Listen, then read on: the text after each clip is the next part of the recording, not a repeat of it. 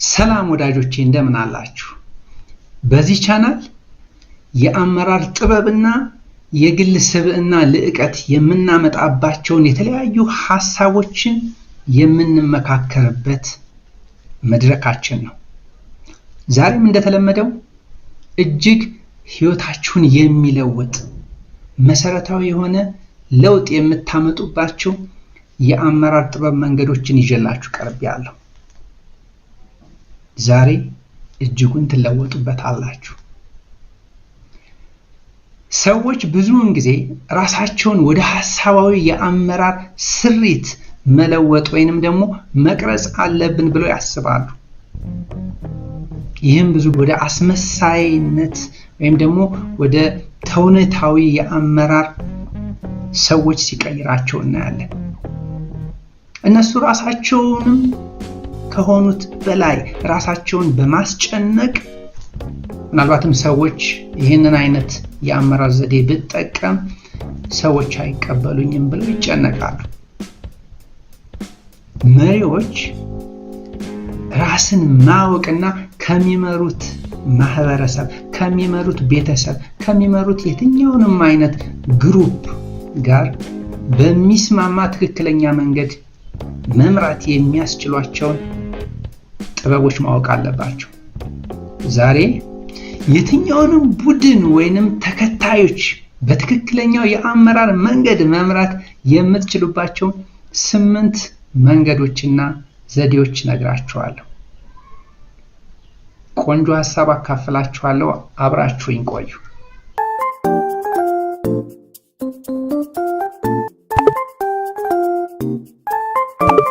የመጀመሪያው መንገድ እጅህን አቆሽሽ። እጆቻችሁን አቆሽሹ።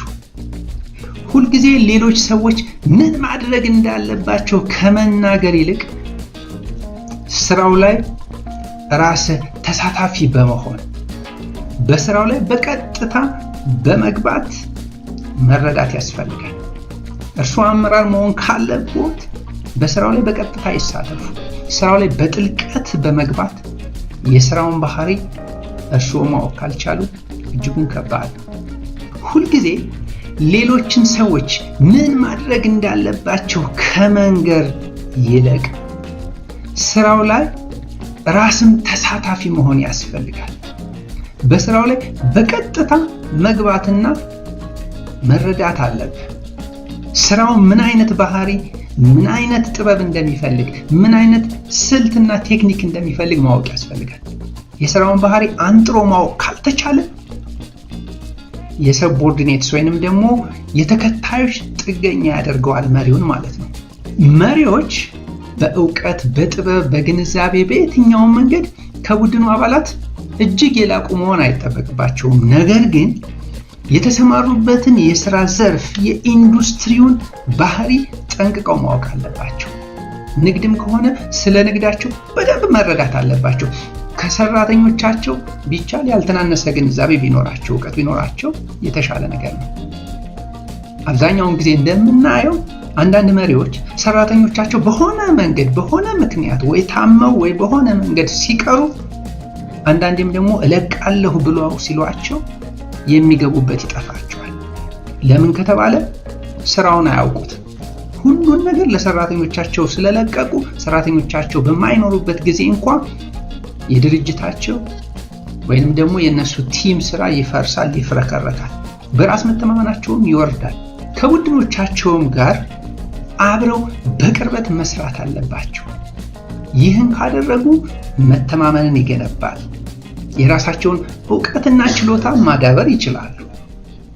በጋራ ከቡድኖቻቸው ጋር ቀርበው ሲሰሩ እነሱ እንኳን የላቀ ዕውቀት ባይኖራቸው በቲሙ ውስጥ ነገር ግን መሰረታዊ የሚባለውን የዘርፉን ዕውቀት ለመገንዘብ እድሉን ያገኛሉ።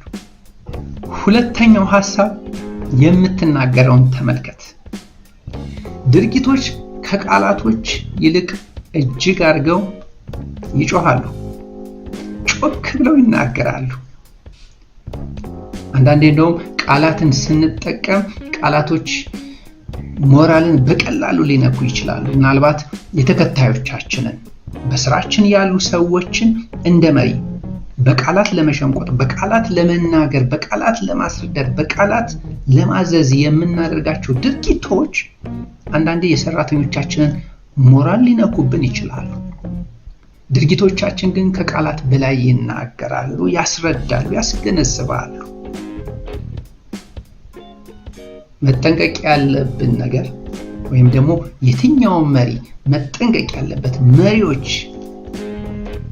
የሚናገሩትን ነገር ከሚያደርጉት ጋር እንደሚስማማ ሁሌም እርግጠኛ መሆንና መጠንቀቅ አለባቸው። የሚናገሩት ሌላ የሚያደርጉት ሌላ ከሆነ አይሆንም። በየትኛውም ሴታፕ ሊሆን ይችላል። የድርጅት መሪ ልንሆን እንችላለን፣ የሀገር መሪ ልንሆን እንችላለን፣ ምናልባትም የቤተሰብ መሪ ልንሆን እንችላለን። መሪዎች የሚናገሩት ከሚሰሩት ጋር መሳ ለመሳ መሆን አለበት። ለምሳሌ የቤተሰብ መሪዎች ልጆቻቸው እንዲያጠኑ ይፈልጋሉ። ነገር ግን የጥናትን ሁኔታ በመሪነት አይመሩት። እነሱ በማጥናት በማሳየት ልጆቻቸውን አይመሩ።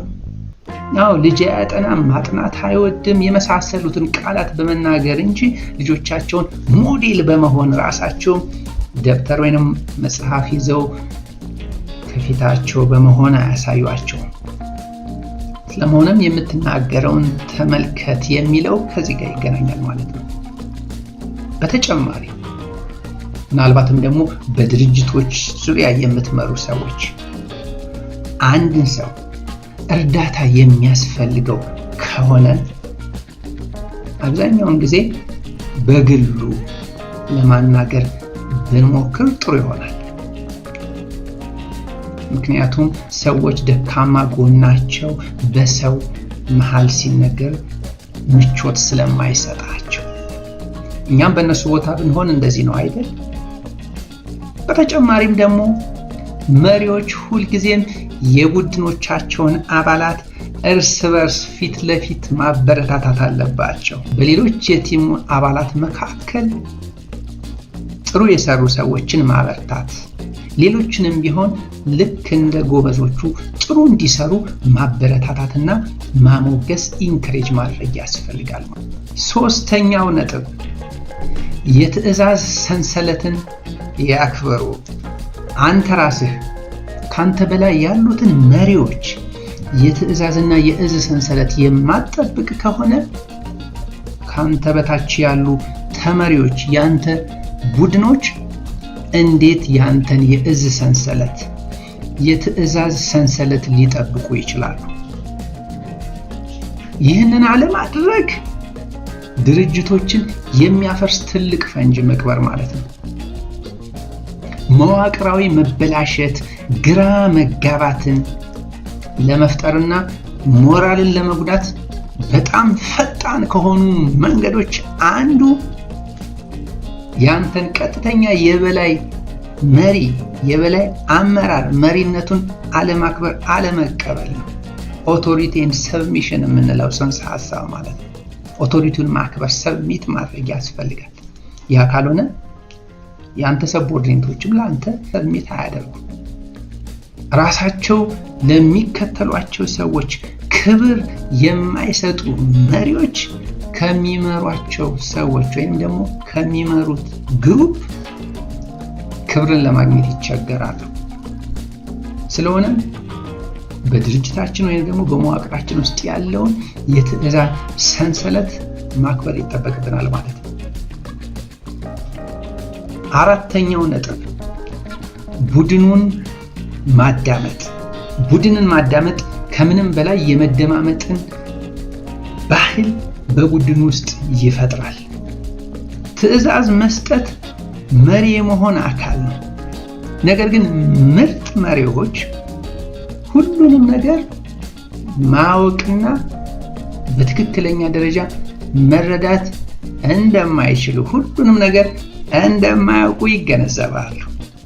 የአንድ መሪ ትልቁ ችሎታው ምንድነው ከተባለ ጆሮዎቹን መጠቀም፣ የማድመጥ አቅሙን ማሳደግ ነው። ወዳጆች ቆም ብለው ለማድመጥ ጊዜ ይወስዳሉ ማለት ነው።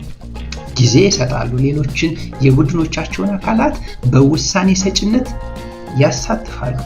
ሐሳብ ይቀበላሉ፣ ይሰማሉ። እነሱ ያላዩት ነገር ሊኖር እንደሚችልና ሌላውም ሰው ሐሳብ ኮንትሪቢዩት ሊያደርግ ሊያዋጣ እንደሚችል ይገባቸዋል። ስለዚህ ቡድናቸውን ያደምጣሉ። ከምንም በላይ ደግሞ አብሮ መስራት አብሮ የማሸነፍን እድል ይጨምራል ብለው ያምናሉ። ነገር ግን አብሮ መስራት ማለት ነው ሲባል መሪዎች ሆን ብለው ከቡድኑ ሐሳብና አስተያየትን ሲጠይቁና ሲቀበሉ ብቻ የሚመጣ ውጤታማ ተግባር ነው።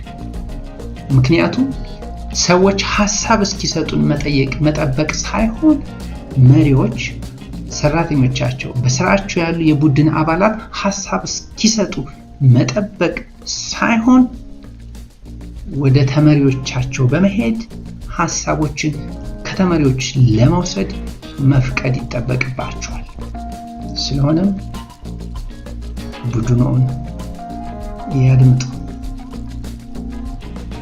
እነዚህን 4 ሐሳቦች ከወደዳችኋቸው ቀጣይ 4 ሐሳቦችን በቀጣዩ ቪዲዮ አነሳላችኋለሁ። ሰላም ቆዩ።